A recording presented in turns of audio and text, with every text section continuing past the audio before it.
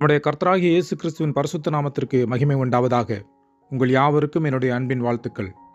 ஏசாயா 43 அதிகாரம் 19வது வசனம். இதோ, நான் புதிய காரியத்தை செய்கிறேன், இப்பொழுதே அது தோன்றும், நீங்கள் அதை அறியீர்களா?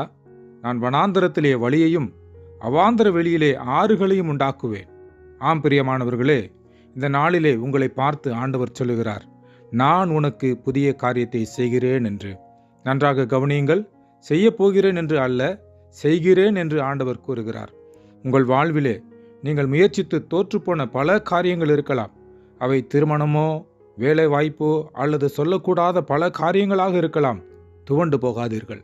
வனாந்தரத்திலே வழிகளை உண்டாக்கினவர் உங்கள் வாழ்வில் ஒளியாயிருக்கிறார். பாலைவனத்திலே ஆறுகளை ஓடச் செய்தவர் உங்கள் வறண்ட வாழ்வை செழிப்பாக மாற்றுகிறவராயிருக்கிறார்.